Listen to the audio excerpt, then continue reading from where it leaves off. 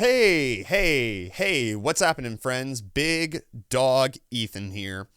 Okay, so this is the second video of my double series that I'm unofficially titling this.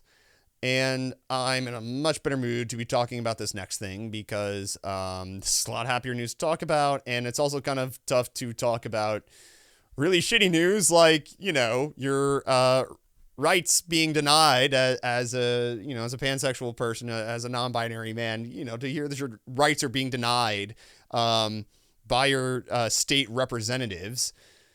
But anyways, that's the bad news that I covered in that video. Go check it out if you're interested. Here I'm here to talk about some great news, some wonderful news. And that news is that not only did I participate in my first ever IPDA debate tournament, but I placed like top number one. I was number one in my category or for like speaker points. So I as a novice in the novice speaker category, I got first place in that. And this was an online tournament of, what was it, 12 participating universities. So like some of them were pretty big, like Butler University, and there were some other ones too. Of course, the people who were hosting at Queens College. There's a to be quite honest. Oh, and I also want to be clear too. Even though like I placed even though I got the most speaker points, I actually didn't win the final round. That victory went to my opponent, and she was definitely right to have been granted that victory because I was not arguing for something that I agreed with personally at all. Oh God, I had to argue against the resolution. The U.S. should abolish the Electoral College. Now, the nice thing is, IPDA, it's just debate in general. You don't necessarily have to agree with the resolution or, I'm trying to think now. Do all debate formats like have to have a resolution or like, can they like be structured in a different, doesn't seem like that, but I might be wrong. I don't know. All I know is IPDA. When I get saying IPDA is that the way that it is, with the way that it is structured, it allows for negation. And like I said, this might be all debate formats as a whole. I don't know. I don't know other debate formats. I just know IPDA. But that said, within this format, like, it's still acceptable to negate the resolution, but still provide like your alternative solution. So because I didn't want to argue entirely against the abolishment of the Electoral College and defend the status quo, I was like, oh yeah, we should leave it up to the states. Leave it up to the states. Oh boy, that was a rough one. But you know what? I fought tooth and nail. My God, I really pushed a line. This is actually interesting. I really pushed a line with. My opponent had referenced the founding fathers as racist, which that's true, of course. How do you, yeah. But I had to, she had made a point. She had specifically said at some point that because the founding fathers were racist, they were they were, because the founding fathers were racist inherently, therefore directly, the Electoral College is racist. Now, it is racist, I think, for other reasons, but I actually genuinely agree. The more I thought about it, the more I actually agree with this idea that, maybe it was intended to be racist. Maybe it wasn't, but I'm actually more against this side because, logistically speaking, why would you want to design an electoral system to disenfranchise people that you were enslaving at the time? The disenfranchising is already taken care of there. So why do you need to go a step further and be oh yeah, these people who legally only count as 3/5 of a person and also don't get to vote. Yeah, we're going to design this system to keep them out. the slavery part is what kept them out, not necessarily the electoral college part. That was, I mean, I guess you can make the argument maybe that like, well, it was inherently, I guess, like designed only for white people, I guess. I don't want to give it any more thought than that because personally, I don't think I don't think that the states should, one by one try to abolish the electoral college. That shit needs to go away like ASAP. So I'm not going to dwell on that because the kennel is not the place to dwell on that. What is the kennel the place for? And this is actually what I want to get into. And this is why I thought it was important to address. Any friends, any potential, friends, competitors that I might be meeting along the way here, because there are other tournaments to do and all that.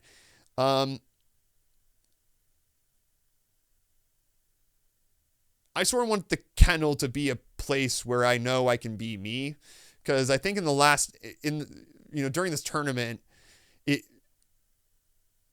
a part of me like kind of felt like I kind of like part of me feels like I've taken a chunk of myself out in order to do those debate tournaments, and I'm not complaining about that. That's what you got to do, that's the game, right? But after that tournament, I started to feel a lot more respect for the work I'm doing here, because I know I can like have my own opinions and just set the fucking resolutions and the whatever, like agree or disagree with whatever policies that I want to fucking disagree with.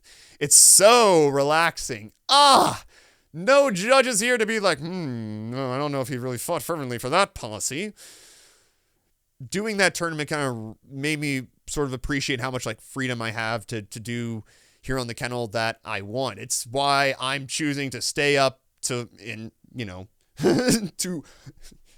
up to ungodly hours early in the morning just to talk about these really cool things that happened before anyone else can, because that's the thing too. It's like MTSU Debate hasn't even posted about it yet, and I was told like I think they will be making some posts on their Instagram soon, so be sure to check that out, because your big dog is going to be making it on that Instagram.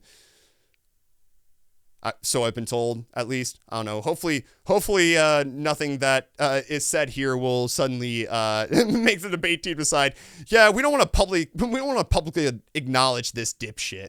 Don't worry, I won't. I promise, Coach. Anyways, the kennel is a very important place for me to,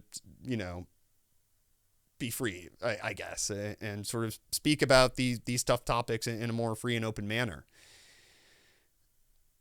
And after that tournament, not only like did I find like that sort of, love for what I get to do here, but I also realized there are so many smart people within like the debate scene, the collegiate debate scene, that honestly more people should hear from.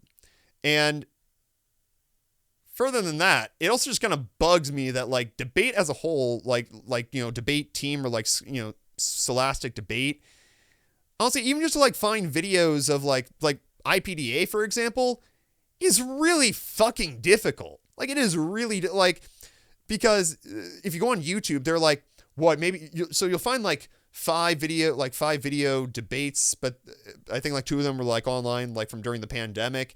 And then it also really depends on like how well like the opponents actually or it depends on how well the competitors actually do, because if the competitors don't do well, then like you're just going to want to turn it off anyways, because it's like this is on YouTube, and like you can, if you don't like that debate, you should be able to find another one, right? But you can't.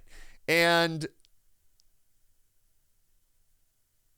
I kind of wish more people would like just not only like upload videos of like debates and like, just share that stuff more frequently, because I think it's like cool, and I think there's actually a lot of interesting things that like, even if it's just to learn about the competition itself or the game itself, But then started thinking more about, the fact that like there are so many smart people there that I'm going to be meeting.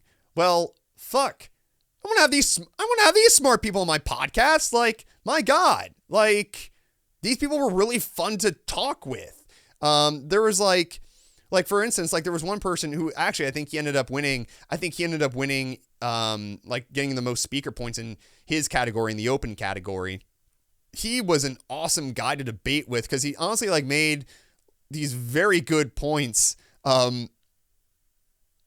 against the U.S. Senate having too much power. He actually made me realize, and I got a note for this thing. I shouldn't have done this, but I couldn't help myself in the moment. I was just like, yeah, it's actually a fair point, I think, because he made the argument that it's ultimately the Senate that it ultimately is the Senate who decides like who like creates the filibuster rules. If it's really one who benefits from a power of the filibuster, it's really that of the minority party, especially whenever we're in the situation like we are right now, where it's a highly contested House. But anyways, he was an awesome person to debate with, and I was just like, my God, like this would be someone who honestly would just be fun to hang out with. But honestly, it'd be cool just to hear him talk about debate or just talk about like politics in general, because ultimately that's what these debaters are there to do. They are there to talk about politics. It's just they may or may not agree with what they're having to talk about, or they may or not agree with the position they're defending. But at the same time, it also just kind of bums me too, because if it's true that these people are like, as smart as I'm clearly seeing right before my very eyes, well, my God, I also want to hear like what they genuinely have to say about the state of affairs in the world, right? And I think other people should definitely hear what they have to say, because they're trained to talk about these topics in so many different ways. So in a weird, awkward way, without even knowing like many people doing debate, and by the way, this could totally change at any time because it may happen. We've got a debate next week at it's an online debate at Union University. So what I want to do, at least in concept, and at least like just get discussion rolling on this and see who might like this idea or might think this might be an interesting idea. I'd like to extend the invitation to anyone who does IPDA debate, especially those who I got to talk with, meet, and debate with over the last weekend. Feel free to stop by the kennel, y'all, because I think I'm starting to meet a lot of friends who, some I can already tell like I kind of like agree with politically, and I'd love to hear what they have to say, because clearly they're trained to talk about these things, and not trained, but clearly they're passionate and they're knowledgeable about these subjects, and they probably have something of merit to say. And I mean, honestly, that's what the podcast is all about, right? I mean, that's what the podcast as a medium is all about. I mean, giving people who might have some good ideas to share, for better or for worse. But anyways, going into this debate, I was a little bit nervous because a lot of my background is in improv acting, which is all about agreement, right? And yes-anding. But after that debate, and honestly now, the more I think about it, I can't remember if I've already had this realization, maybe forgot it, and I just kind of learned it. I sort of remembered it as those 2 days kind of carried on.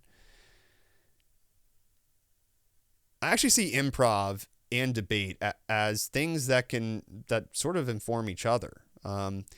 Improv isn't just about agreeing with your partner. It's about agreeing to the reality that your partner is creating with you.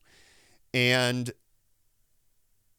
if we apply that lens to debate, well, then what you get is suddenly the competitors are scene partners, and they're scene partners who are agreeing to the reality that they are opponents, that they disagree strongly over this policy. We don't know where they came from. We don't know what their lives are like. We just know they just do not agree over this resolution that has been given to them. And they have to try to make whatever disagreement they have seem as real and vivid as possible. And they do that not by using insecurities like you would in improv, but by using sources, by using argument, by refuting your opponent's points, by trying to prove your opponent wrong, right? Those are the tools that they use to make their scenes feel more real, I think, and feel more impactful, and therefore, make their arguments seem more impactful as well. So personally, it was a wonderful weekend just because that tournament was an incredible experience, and I can't wait to do it again. And again, that's why I'm also just kind of extending this invitation to anyone involved in IPDA debate to even if you don't necessarily like the idea of being like, I don't like the idea of like just going on a podcast talking with someone who I might be competing with, because you have to keep that in mind too, right? Like, if that were something I were to do, like, that would be like, yeah.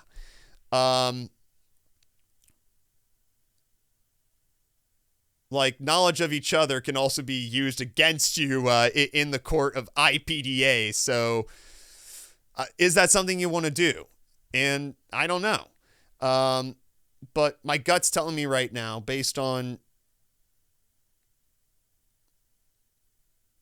what I've learned from improv, actually, to be honest, to see the best in every human being that you greet.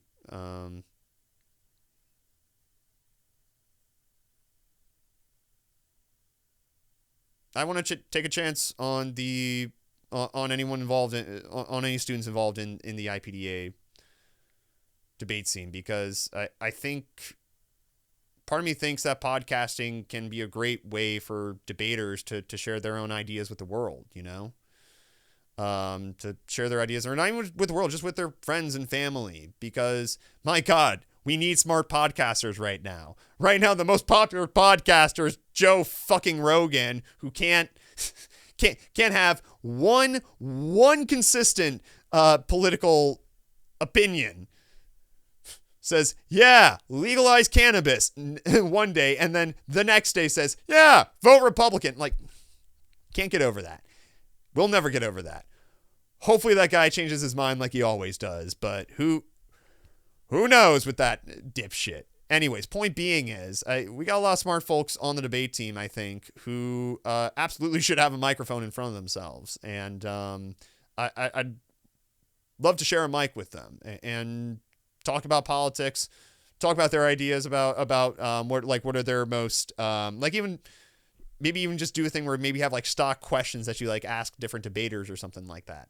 I don't know. I feel like podcasting can be a great way for folks in the IPDA debate community to form an online community, because, I mean, this is what we do. We talk, for our games. So why not talk online and interact online and share that with other people? Because, to be quite honest, like, right now, the way that like debate is viewed is it's viewed as like almost like this very, I don't know,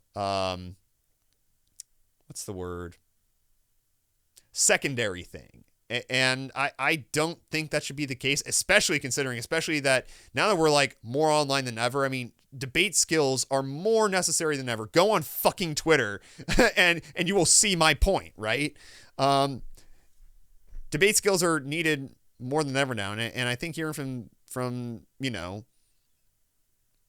folks who are actually like, sifting through different sources for different takes on politics, those are definitely people who should have a microphone in front of them whenever they're talking about politics, because, I want to hear more from them. And I kind of feel bad. I kind of wish I was just like handing out my phone number to like some of the friends there, but there's really no time to do that, because it's just like after the debate's over, it's like you just spent the last half hour like arguing with this random person who's like on your screen. So you're just like, all right, well, that happened. I'm not going to say another word because I don't want to,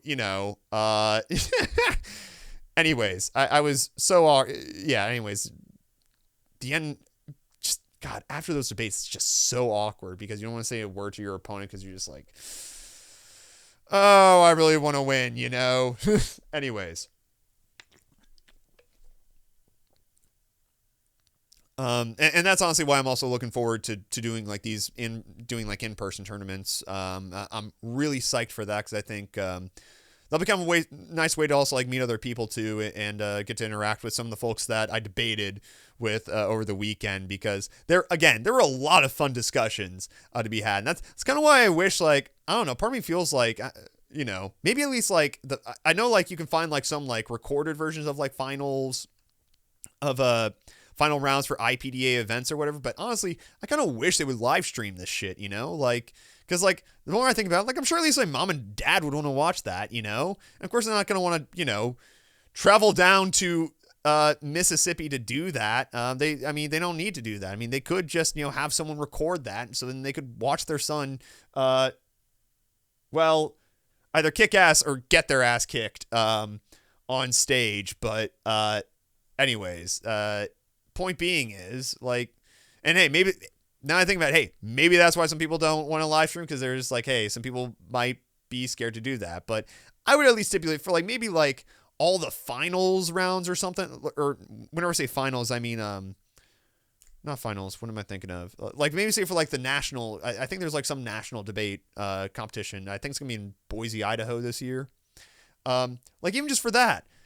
If it's the nationals, yeah, sure, you'd want to live stream that, right? And especially if these are, people who are competing at nationals, well, if you're scared, you kind of came to the wrong place, buddy, because this is this is the national event for the getting up and talking in front of people game. So, yeah. Plus, I don't know, I kind of like that pressure, clearly I like that pressure because I run a fucking podcast. So that's all the personal news I think I want to get out of the way involving the tournament or personal insights, I guess. Additionally, I also wanted to share too, by the way, that MTSU, our team, won second place. We got second place. And I actually feel kind of bad because I actually had to work a shift right after the tournament. And I didn't check...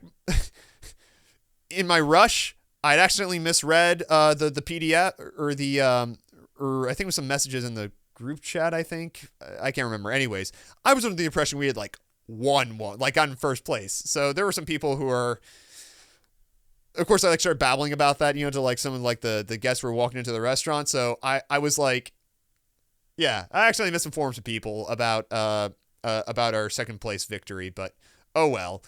Anyways, yeah, the MTSU Debate Team won second place at a online debate team of 12 different universities. So that is amazing, phenomenal. And yeah. And also, final shout out to, by the way, I should probably also just give a huge thanks to the MTSU Debate Team. They have been awesome, just being welcoming. It was nice. I got to there was one night where there were a couple friends on the team that I just called up and I was like, hey, can we get dinner? I was just bored one night and it was awesome. Got to hang out with a couple.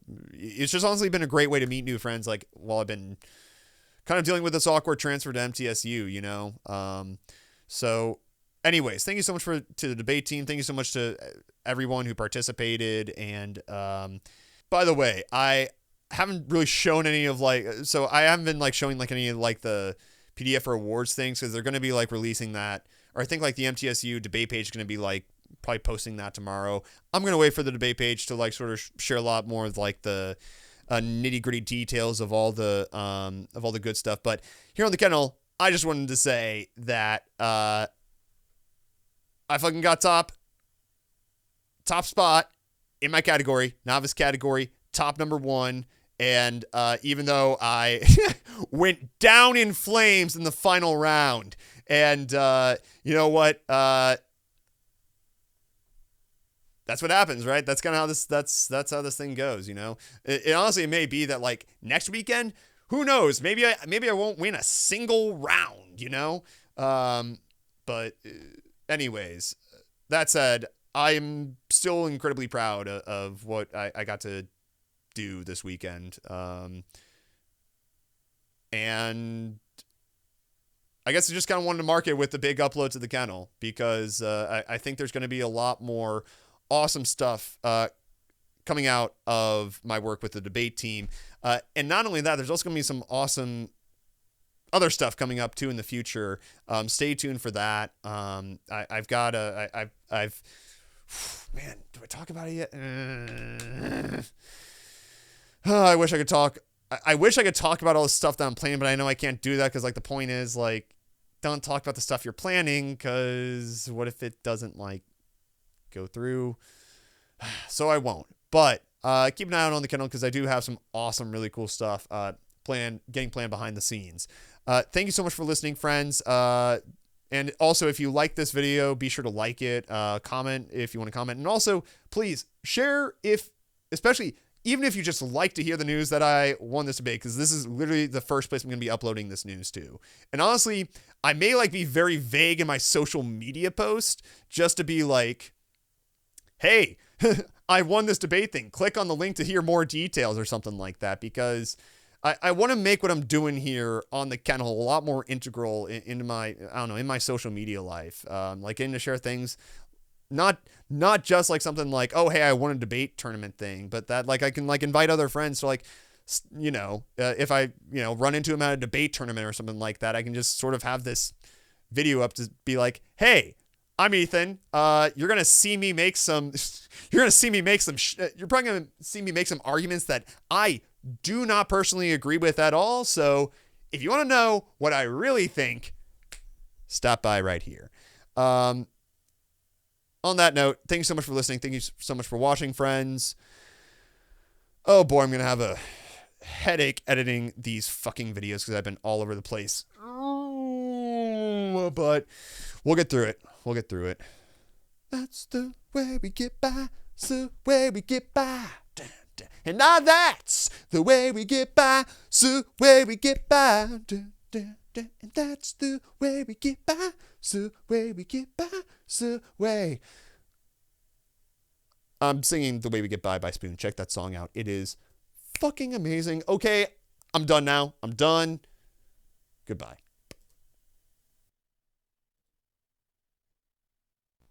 Ah!